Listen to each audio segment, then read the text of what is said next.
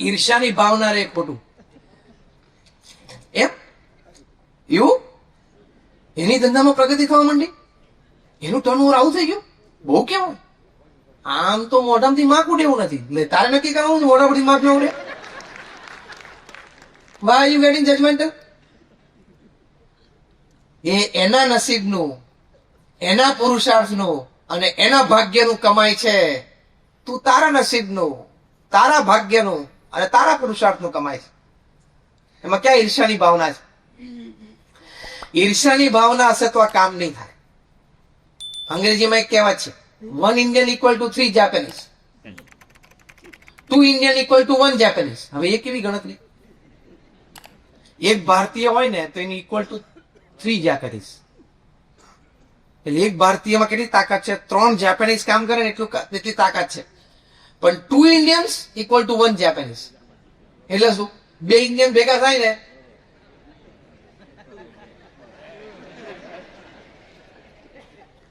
કે આને હું આગળ ના વધો તો પેલો કે હું આને આગળ ના વધો, અખંડ સમાજ કશું રહે નહીં. એટલે પછી એક જાપાનીઝ એવી ભાવના થઈ જાય. અને છેલ્લું વાક્ય કહેવતમાં છે, 3 ઇન્ડિયન્સ ઇક્વલ ટુ 0. પછી પ્રોડક્ટિવિટી 0. બીજા વિશ્વ યુદ્ધ પછી જે જાપાન બેઠું થયું અને અમેરિકાને ચેલેન્જ કરી શક્યું ઇકોનોમીમાં, અને ઘણા બધા ક્ષેત્રોમાં તો બીટ પણ કર્યું અમેરિકામાં. આ તો છેલ્લા 10-15 વર્ષથી ચાઇનીઝ ગુડ્સ અમેરિકન માર્કેટ્સમાં છે, બાકી dominating American markets was Japan. અને દુનિયાની બીજા નંબરની ઇકોનોમી થઈ. અમેરિકા પછી બીજી ઇકોનોમી જાપાનની હતી, હવે ચાઇનાની છે, હવે ત્રીજી છે અત્યારે જાપાન.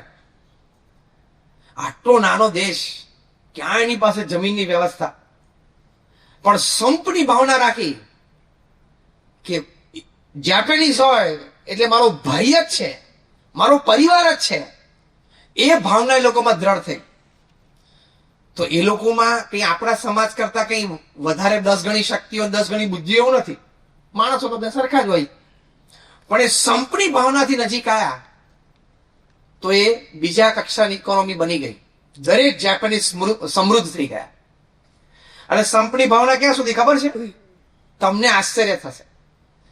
તમે ત્યાં જાપાનમાં કોઈ કંપનીના માલિક હોય અને કર્મચારીઓ હોય, કામ કરતા હોય, અને કર્મચારીઓને મેનેજમેન્ટ સાથે કંઈક વાંધો પડી ગયો, ધારો કે કોઈ ઇસ્યુ ઉપર વોટ એવર, તો સ્ટ્રાઇક પર તો ઉતરે, કારણ કે અમારી માંગ તો પૂરી કરો. 2-4 વખત મીટિંગ થાય, ના પૂરી થાય તો કર્મચારી વર્ગ તો પછી સ્ટ્રાઇક પર ઉતરી જાય. માણસનો સ્વભાવ છે. એવું ત્યાં પણ જાપાનમાં થતું. 50ના દાયકામાં, 60ના, 70, 80, 90ના દાયકામાં થતું. કારણ કે એ બધા દાયકામાં 60, 70, 80માં દાયકામાં યુનિયન અને કર્મચારીઓના યુનિયનનું બધું તાકાત જબરજસ્ત હતી. પણ જાપાનીઝ લોકો એક વાત નક્કી કરેલી કે સંપ ના તૂટવો જોઈએ, દેશની પ્રગતિ અટકવી ના જોઈએ, પ્રોડક્શન અટકવું ના જોઈએ, એવી રીતે સ્ટ્રાઇક પાડો. એટલે તમે ધારો કે શૂઝ બનાવતા હોય, બૂટ બનાવતા હોય, અને એ કંપનીમાં આ લોકો કર્મચારીઓને વિરોધ થયો અથવા તો સ્ટ્રાઇક પાડી, તો એ કામ બંધ ના કરે. આપણી જેમ અહીંયા તાળા મારીને દંડાવીને બેસી નહીં જવા. કામ તો 8 કલાક થવું જોઈએ, 10 કલાક થવું જ જોઈએ. પણ કરે શું? ખાલી ડાબી બાજુનું બૂટ બનાવે, જમણી બાજુનું ના બનાવે. ત્યાં એને એ રીતે સ્ટ્રાઇક, પ્રોડક્ટિવ સ્ટ્રાઇક.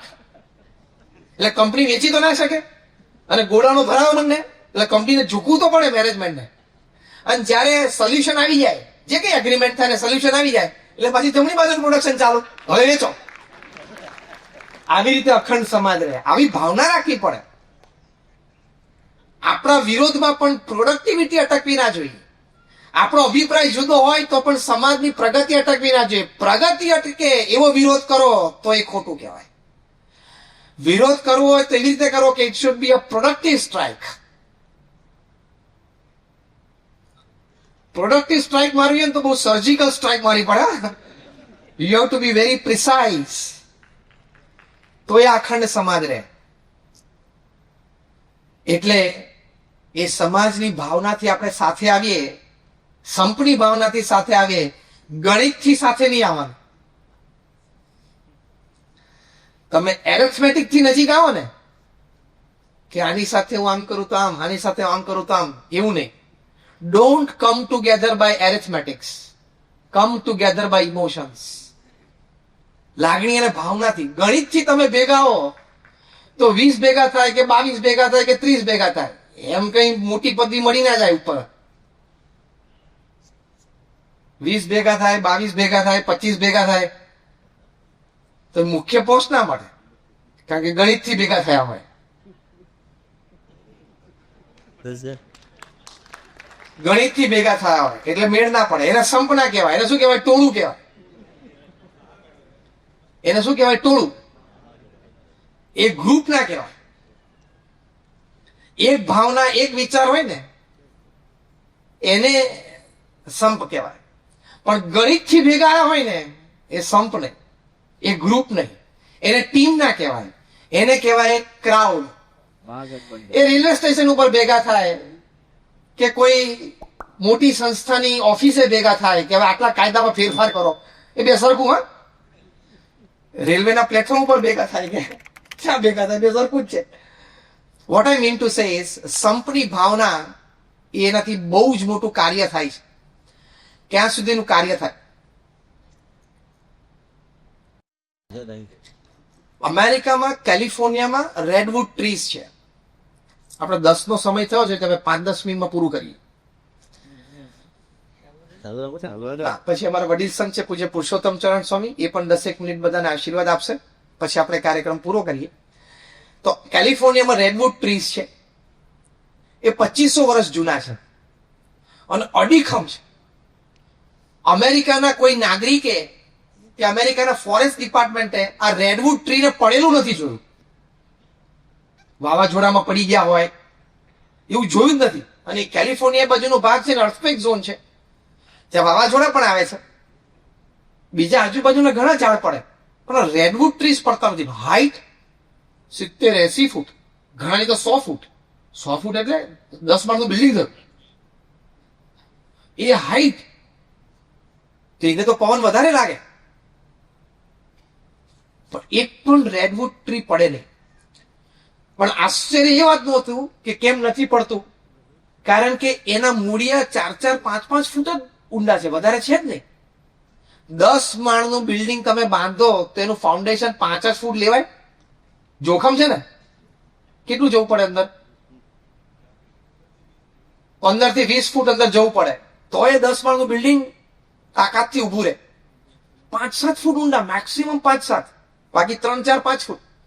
એટલે વૈજ્ઞાનિકોને, એસ્પેશિયલી બાયોલોજીસ્ટને, લોકોને બહુ જ આશ્ચર્ય થયું કે આ કેવી રીતે બને? આટલું તોતિંગ ઝાડ વાવાઝોડાની વચ્ચે પણ એકે પડતું નથી. પછી બહુ રિસર્ચ કરીને એ લોકોએ થોડી જમીન ખોદી, ત્યારે એ લોકોને એક આશ્ચર્ય જોવા મળ્યું.